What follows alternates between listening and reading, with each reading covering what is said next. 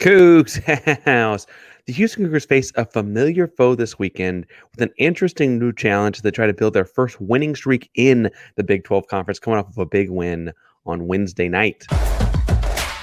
You are Locked On Coogs, your daily podcast on the Houston Cougars, part of the Locked On Podcast Network, your team every day.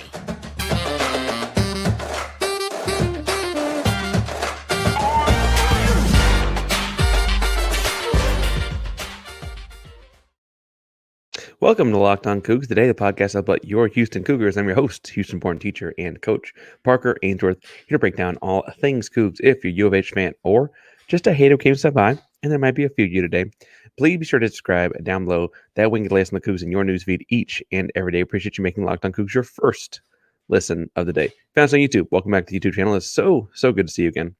Remember to subscribe. That way we can get the latest on the Cougs in your newsfeed. But we're also going to give away every 250 subscribers. So the next one of those is at 2,000. So hit subscribe. Help us get there. Like, comment the video. Let us know you're in that contest. If you don't know what to say, you're not a basketball fan, you don't know anything about Central Florida, you're not interested in the Central Florida conversation, but you're here anyway. We appreciate you. And I will leave in the comment down below. Tell us, as it's getting cold again this weekend, do you put things in your chili? And what are they? I've been putting sour cream, cheese. I put mac and cheese. I like chili when it's cold. All right, so today we have a special guest coming on to talk to us all about Central Florida. You might remember Sean when we played Central Florida in football. That game went a little askew, a little off the kilter, a little wonky early. Sean's here to tell us about a basketball game that hopefully goes a little more Houston's way. But I've talked too much. Let's bring Sean on in. And we are joined again, more Central Florida, more Sean Green. Sean, I'm going to do like this to start, but how are you doing today? We're doing great. We're going to keep talking about it because we'll bask in the Texas win as long as possible, and we'll continue putting those horns down as much as humanly possible as well. I have to say, my fan base will also, I'm sure, appreciate the horns down gesture.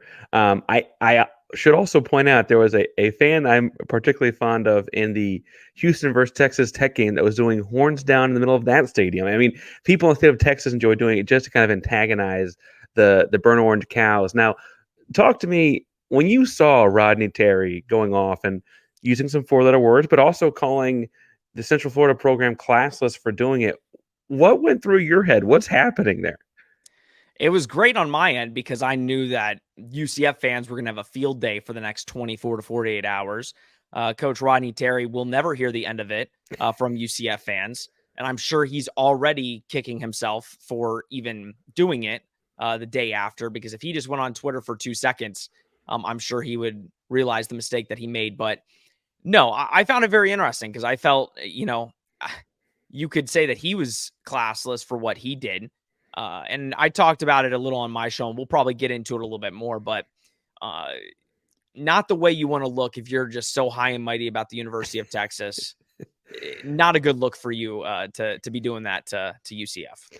Well, and I said as much on Twitter, but as someone, and people that join the show as a UCF perspective maybe don't know, I coach high school basketball. I'm an assistant high school basketball coach by day, and I thought the thing that I took particular exception to was, if I got a problem as a coach, I'm going to go talk to the coach. I don't go talk to the other team's kids. That doesn't seem right to me.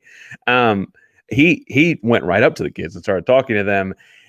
Did you know that this horns down thing would be such an alarm setting off kind of moment? I mean, it feels very normal to do to another school. Well, and that's the thing. If you see the actual clip, because that's the thing, people just see the four-letter word that he was saying to the players, like saying that's classless and all this stuff, right? If you saw what UCF did, it was right after the game. It was 4 bench players or 4 or 5 bench players that don't see a lot of time. Always bench players. Don't see a lot of time. Like, they play, but they don't see a lot of time. They were doing the horns down to a bunch of their own guys, not to the crowd, not to anybody else, to their own guys. Immediately, right after they did that, they got into the handshake line and started shaking hands. And of course, the coach sees it and then says, "Oh, that's classless," and then wants to curse at the kids. So I said it on my show. It's like, first of all, if you don't want any team to do that, then don't lose on your home floor. Like, if you don't want a team coming in, putting the horns down symbol, which Call Like It Is has been a notorious staple for opposing teams playing Texas in any sport for the last couple hundred decades, or however long Texas has been a school. It's been the horns down symbol. So call like it is. Coach Rodney Terry clearly is not happy to be 1-3 in the Big 12.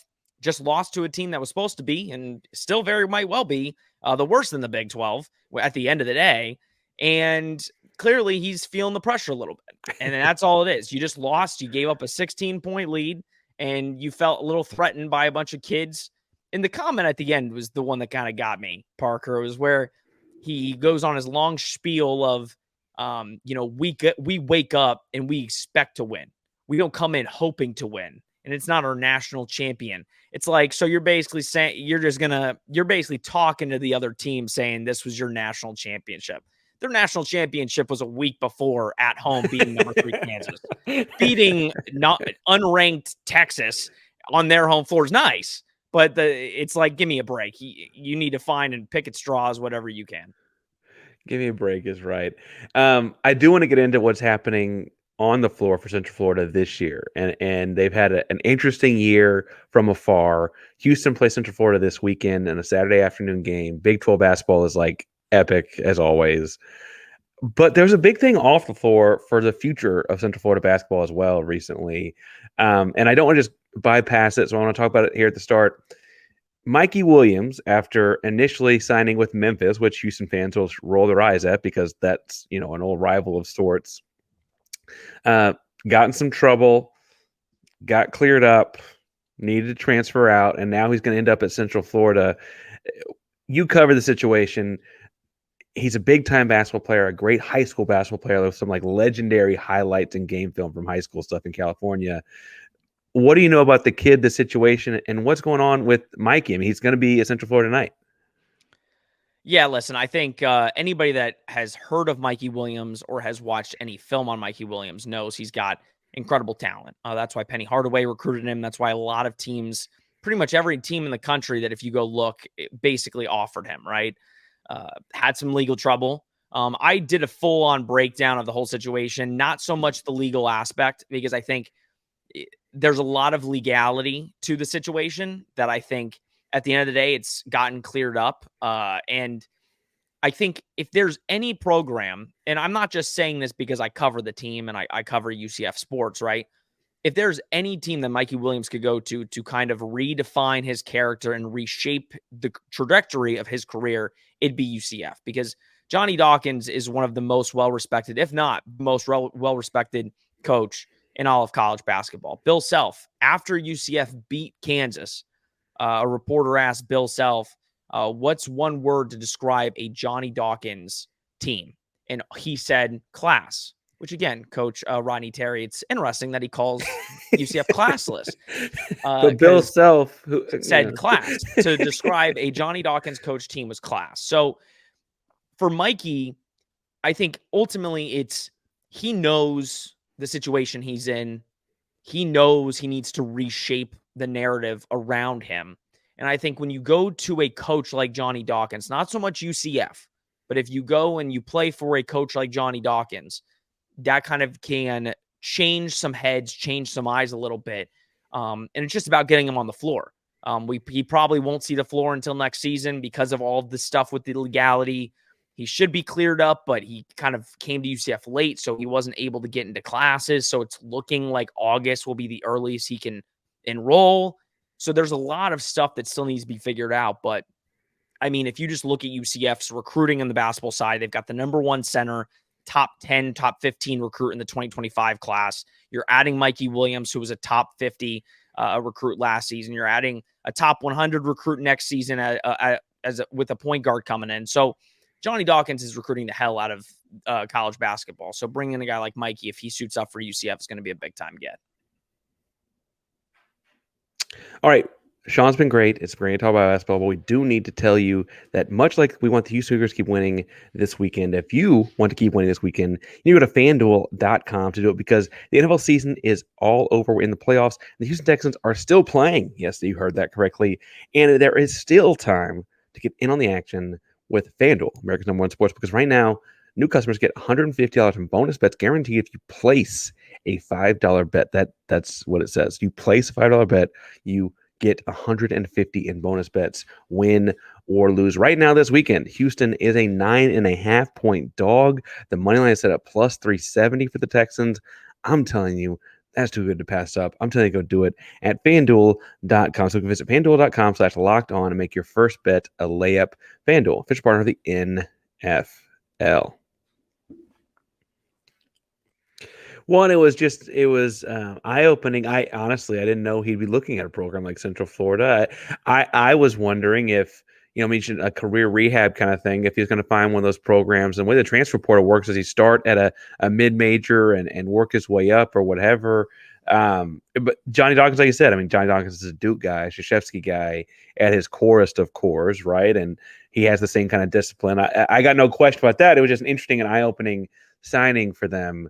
That's the future. What I heard, but sorry to cut you off. What I heard about the Mikey Williams signing maybe a month ago, and this was before it was, put out. I also heard JJ Taylor was coming to UCF. Now that still might happen, might not, but they're best friends, so he might be coming to UCF too. But I heard about it a month ago, and then 2 weeks later, I heard probably not happening anymore.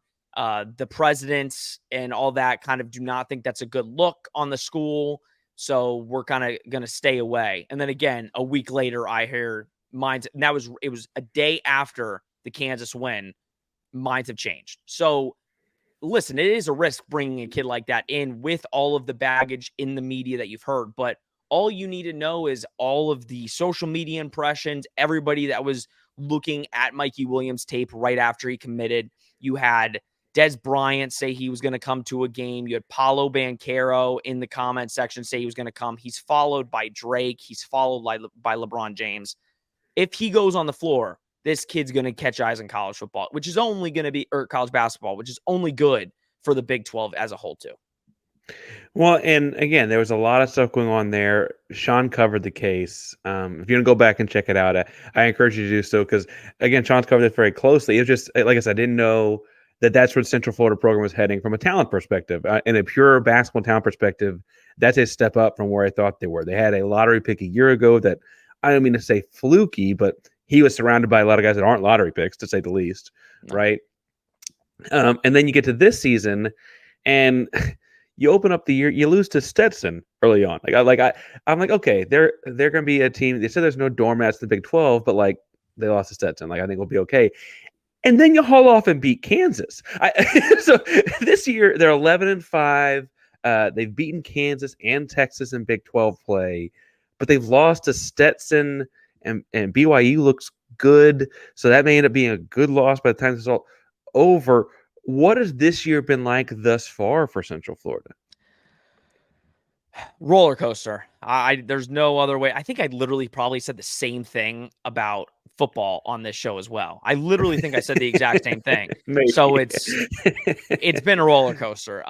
We kind of UCF fans have went into the basketball season saying this team's going to suck.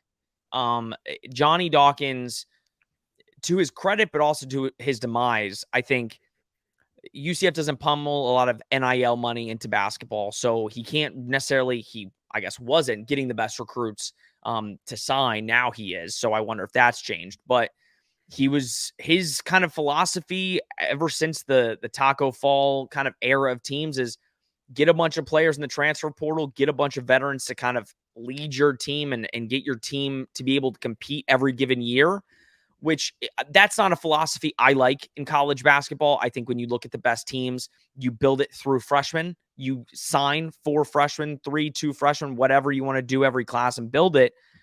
This season, we all went into it like UCF brought in a bunch of transfers. The entire team is basically new except for 2 or 3 guys. This team's probably going to be pretty bad. You're going into the best basketball conference in the United States in college, and you're not going to be very good. You're playing the best guys. UCF signed a cupcake preseason schedule that you mentioned. We lost to Stenson. If you just look at our preseason the last couple of years, UCF was signing some top teams to play to try and help them later on because they were in the American. This season, you played Lipscomb You played Bethune-Cookman. You played some gimme games. I think the Kansas State game really woke them up a little bit. I mean, this team plays with fight, heart, grit every single night. I mean, and that's just Johnny Dawkins. That's a Johnny Dawkins coach team. Defensively, they're really good. Offensively, that's the struggle. But they got boat raced at Kansas State. It was rough. It was a rough game. So, we're all thinking in Orlando, right after Kansas State, we have to go play Kansas at home. There's no way in hell we're winning that one, and yet they go out and win it. So I think this team is starting to figure out how they can win. The problem is, and this is where nobody's really talking about it because, again, who cares ultimately if you're winning games? They're down 16 to Kansas. They're down 16 to Texas. I think teams are going to start are going to start seeing you can't just put this UCF team away. They're going to fight back. They were down 16 both their Big 12 wins at this point, and they just let them come back. But that just shows you the fight in a Johnny Dawkins coach team. So UCF's never out of it. This season's a roller coaster, and it's already more wins than I think more UCF fans expected in the Big 12 conference this season. Well, and Houston's been known to let teams sneak back into games if they build up a lead. So, I think that is interesting word to the wise there for folks playing the Knights. I look at this team, and I've watched parts of a few games. Admittedly, this short turnaround between a Wednesday night and a Saturday afternoon game only gives you so much time to get ready. They don't play with like extremely fast pace, but they're certainly not slow. They don't shoot like a lot of threes, but don't shoot none. They're not like giants inside, but they're not like little. What characteristics or things would you describe Central Florida to someone who hasn't watched them play yet? Yeah, athletic. They are very athletic. They remind me a lot. Again, I guess I'm Orlando guy, but if you watch the NBA, they're a lot like the Orlando Magic with how they play basketball. They're very long. They're very tall. I mean, you've got 3 6'11", 7-footers that will be in at any time, right? You've got really good guard play. Darius Johnson, which I think Houston fans playing UCF will know of. He's basically the one guy, him and CJ Walker, that are kind of returning guys. But really good guard play when you need it. They can defend. So I think athletic is the big word. You're right. They're not really good 3-point shooters. They're more, again, ground and pound, try to get into the lane, kick out for open threes. But Houston has played UCF enough over the last however many seasons to kind of know what they're going to get on Saturday. You're going to get a team that's not going to really quit, is going to fight the entire game. And the Houston games with UCF have been pretty close the last couple of years. So I'm expecting more of that. But I think, with Houston being at home, the chances for UCF winning this one are slim to none at this point. You mentioned the size. He doesn't look like he starts often, but a kid that concerns me as a Cougar guy is you meant 6'11". I think he looks to be 6'11". If you told me he's 7 foot, I believe it too. Ibrahima Diallo. Yeah, he's 7 foot. He's getting. I guess I didn't realize it says only 6.5 a game. Watching him against Kansas, watching him against he looks like a guy that didn't get a lot of rebounds, and frankly, Houston kind of depends on winning the rebounding battle. Yeah. Can you tell me a little bit about the big man? I know he comes off the bench, but he's not the only big guy you got, really. He just is one that concerns me. Yeah, Diallo's the one that you really need to keep your eye out for. Omar Payne, another guy that comes off the bench. He's a 6'11" type of guy, center, former 5-star athlete. And then Sela, another big-time center. But to Diallo's point, I mean, he's been the last 3 games, I think he's really come into his own. I think, again, with some of these centers last year, Taylor Hendricks, more of a forward, really tried to get the ball in the middle and kind of create for himself, but then also create for others. I think for Diallo to come in, it was just a different kind of way that UCF has to play with him, right? He's a pure center, really can get in there, get rebounds, which I think UCF has done for the most part a really good job of rebounding. But no, he's a big guy. He can shoot free throws, which is a positive. And again, he's been a little bit more aggressive over the last 4 games, which I think has helped UCF because, again, whenever he got the ball early on, it's okay, they're going to give it back to the guards. Jalen Sellers, the obvious number one. But he's been a little bit more, aggressive as of late, which has helped UCF because All right, so there's a bunch of things happening around Houston besides just this college basketball game. There's a bunch of things happening around Houston each and every weekend. It is a big city with a lot of people in it. And with all of those people, sometimes it's going to be hard to find tickets, or certainly hard to find reasonable tickets. But to have that problem no more, visit Game Time, download the Game Time app today, and solve your ticket problems. They have all kinds of cool deals on last minute tickets, flash deals, zone deals, wherever you're in the stadium. They'll show you exactly what the view looks like from that seat and row. You can look up, I say, I want to sit in roughly this section at a comedy show or a theater or a concert or a sports game or what have you. And if you just give them the row, they'll pick the section. And if you give them a row and a section, they'll pick the seats. You get an average of 18% savings in that instance. It's an awesome experience. So make sure you check it out today at Game Time. Download the Game Time app. Use code Locked On for $20 off your first purchase. Again, that's code Locked On, LOCKEDON for $20 off your first purchase. Terms apply. Again, create an account, redeem code Locked On, LOCKEDON for $20 off. Download Game Time today. Last minute tickets, lowest prices, guaranteed. Centers have to guard him when he's in the paint. They can't kind of just cheat a little bit. So he's been a bright spot for sure. You mentioned Jalen Sellers, but you got a pretty strong backcourt, I would say, as far as scoring the basketball goes. They're both pretty talented scorers, and Jalen Sellers and Darius Johnson. They look to be. I think if you told me Jalen Sellers is like 6'3", I'd believe you. I don't know if he's listed 6'3" or 6'4", but somewhere in that range. And then Darius Johnson a little bit smaller, so would say 6'1". But they're getting 18 and 14 points per game respectively. As a backcourt, they're only getting 4.5 assists. That implies to me they're the downhill attack options. That's what it looked like in Kansas and Texas. Tell me about those two guys. What do they do exceptionally well? Because Houston's got to find a way. If we're going to try and win this game, we got to find a way to stop those guys.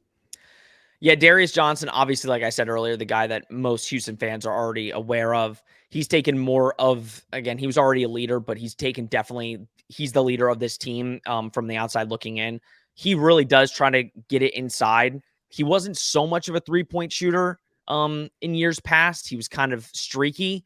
This year, he's been much more efficient with it. He hit some big shots in both Kansas and the Texas game. So definitely a guy to keep your eye on for, and he definitely likes to get it inside and then kick out. Jalen Sellers, I mean, nobody would have thought we would have seen what we have seen out of this kid. Coming from Ball State, came in lefty. He's got a beautiful stroke. Doesn't really pass the ball, or he makes the right pass, but he's kind of a guy that UCF relies on for their offensive production. Like I said, offensively, they're just not a good offensive team. They really try to get out in transition, try to get stops on the defensive end that helps their offense down the floor, but they are not a good offensive team. They're an elite defensive team. So Jalen Sellers does it on both ends of the floor, but he's the guy that if Houston is going to win this game, they are going to shut him down, because ultimately I think the reason UCF got back into this game was letting guys like Shamari Allen, Jalen Sellers, Darius Johnson get back into the game and start scoring. But if you shut one of those guys down, even two out of those three, it's going to look good for Houston on any given night. Shamari Allen's the third starting guard. Am I right there? It looked like to me in the games I was saying that he's kind of like, you mentioned, like if he gets it going, then they're really going to score a lot of points. They might score 65 a night, and then when he gets his 15, they get closer to 80, because then so you got to guard him a lot different. I don't know that his season-long average numbers jump off a page or anything like that at you. No. Does he become the UCF X factor? Like is that has been his role all year long? Is that just in the two games I watched, or what's his role on the team? I mean, it's weird. He's definitely a streaky guy. He's not. He should be the third option, but he hasn't proven to be that. I think the Texas game, he just kind of went on to another level.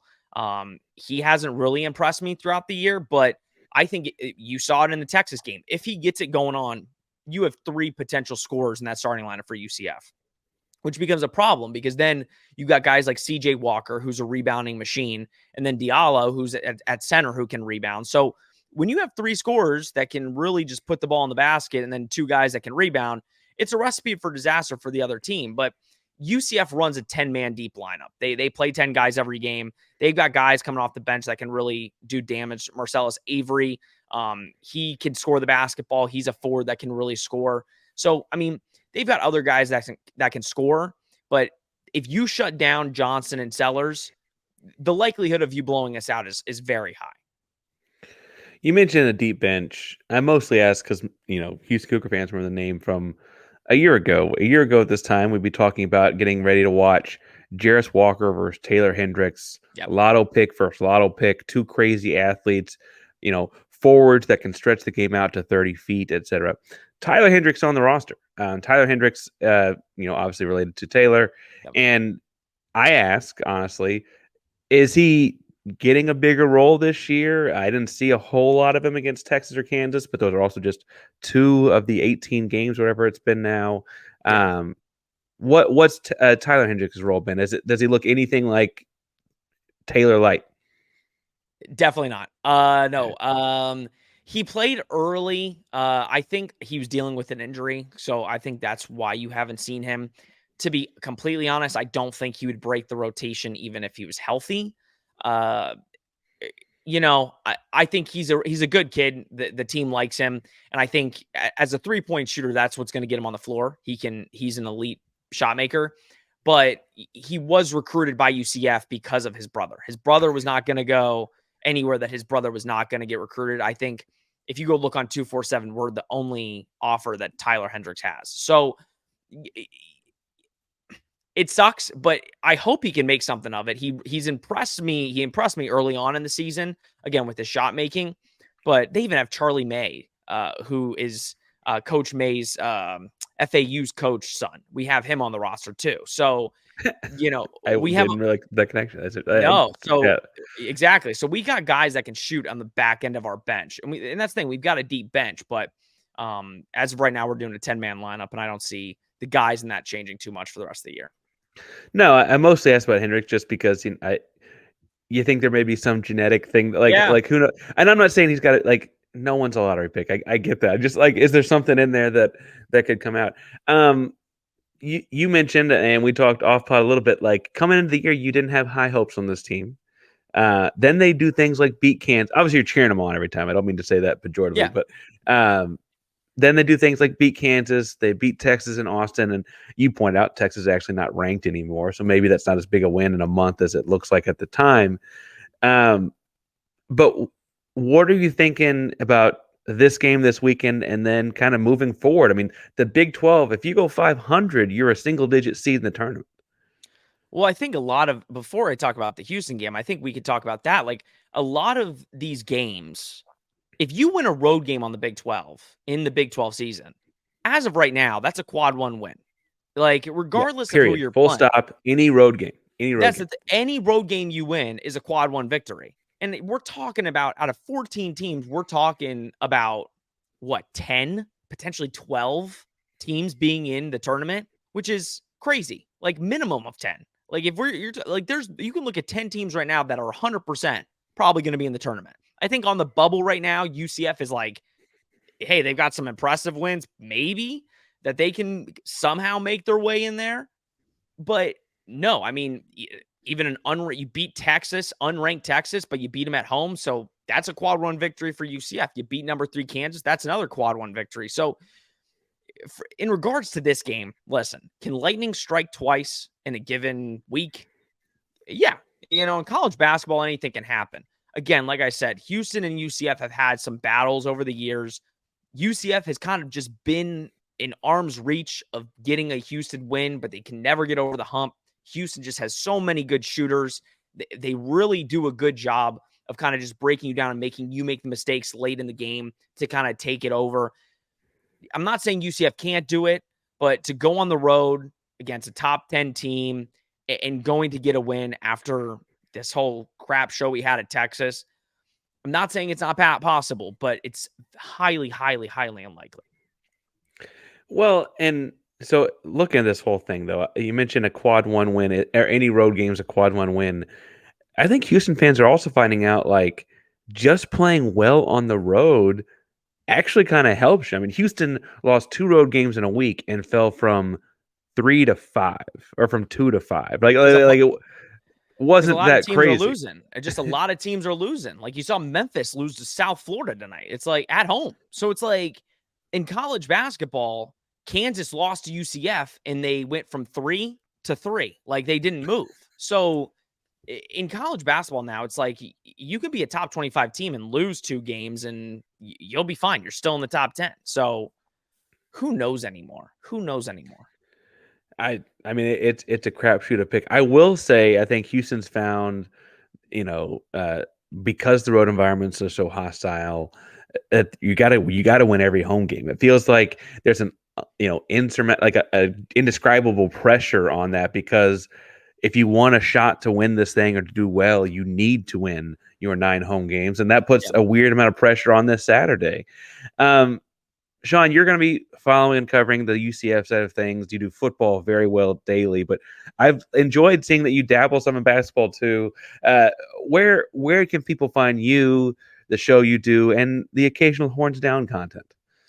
Yeah, definitely. If we play Texas anymore, which we're not, but I'll just put up the occasional Horns Down regardless. You can follow me at Sean MR Green on all social platforms. Then on YouTube, if you want to come, listen to a pod after Houston beats us, it'll be at Charge on UCF on YouTube, wherever you get your podcast and all that good sort of thing.